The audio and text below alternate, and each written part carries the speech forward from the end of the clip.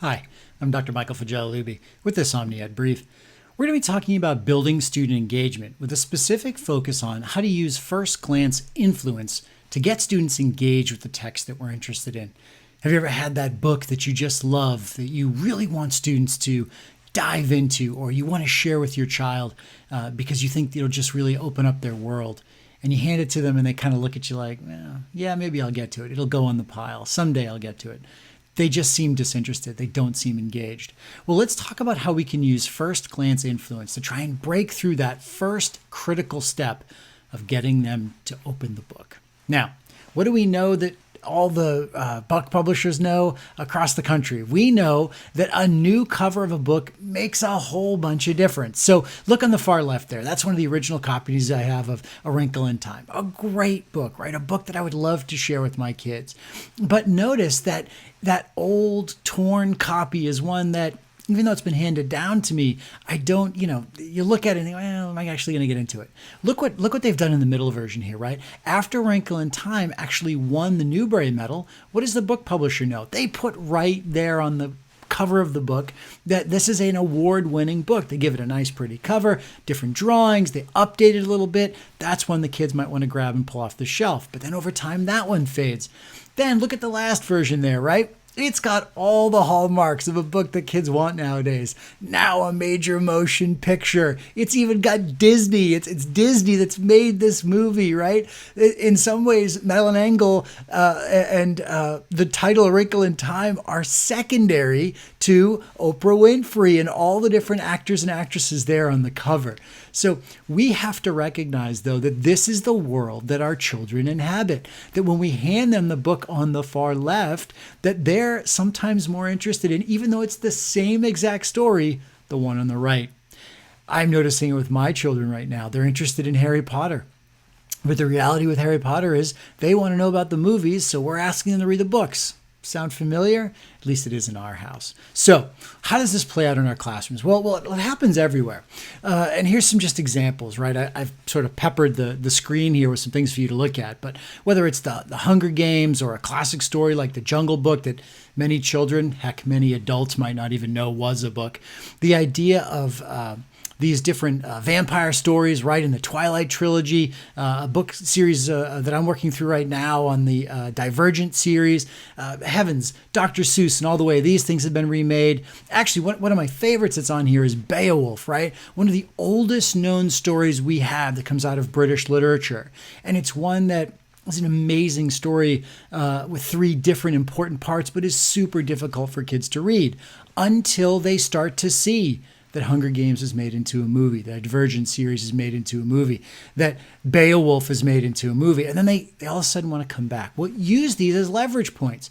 Use these as ways of thinking about, if I want to engage my child in this text, how could I get them thinking about each of the opportunities these texts provide, in that by reading the text, I might be able to then go see the movie. Sure, that's one we all use. But ultimately, that they then have a point of curiosity. My 9-year-old wants to know about Beowulf because he knows I like it.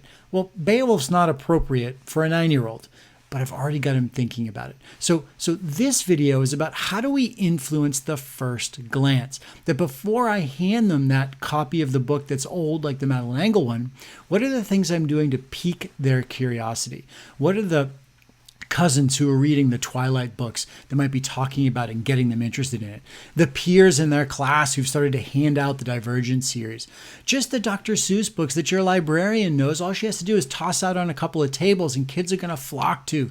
That's because there's so many different things that influence our perspective on what will open and what we'll engage in. Let me show you an example that I used to use in my class. So I taught Romeo and Juliet to a group of 9th graders. Now, this may be a surprise to some of you, but Shakespeare is not super high on a lot of 9th graders' lists.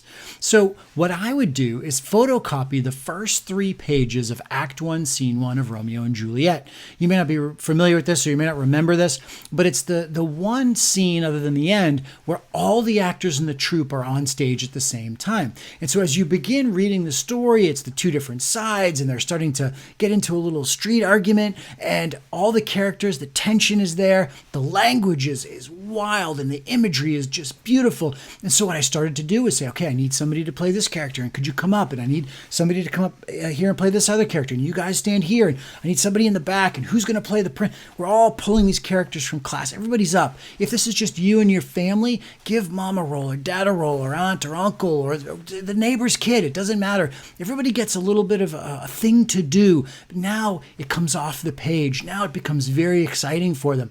And what my students would do is they would read page 1, and we would get the first group of students up. And as we went into page 2, the second group of students would come up. And then as we got into part 3, the 2 groups are coming together. And then, Mr. Fragella, what happens next? That's because they only had the first 3 pages. I took them right to the mini climax in the beginning, and then I said to them, have a seat, everybody. And I handed out the school's, original 300-year-old copies of Shakespeare, because that was the Madeline Engel-like cover. It was really old. It was torn sometimes. It was thumbed through by years and years of previous students. But as I handed out those old books, inevitably what would happen, even for some of my reluctant readers, is they would go right to page 4 and they'd start reading. And even one time, I had a group of students spontaneously begin the reading of the text. They kept the same characters and they just kept right on going. Now, maybe that's a lucky moment.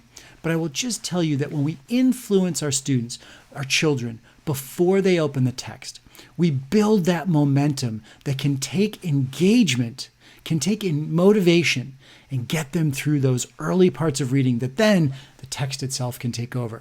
And this doesn't just have to be in reading. We can think about in science, how much our content of science is alive around us every day, but yet we usually start with textbook reading. We don't think about how we can make this come alive and get them interested and then go into the actual reading. Mathematics, what makes your subject interesting? English language arts, what makes yours art? Any of the disciplines that each of us represent. As a caregiver, as a family member, anything you and your family are doing, you're going on a trip and you want to get them excited about going to Yosemite. What are the things we can do to influence their first glance before we give them the reading assignment so we can get them interested and willing to turn the page? This has been an OmniED brief on using first glance influence. We hope you'll join us at omnied.org. Thank you.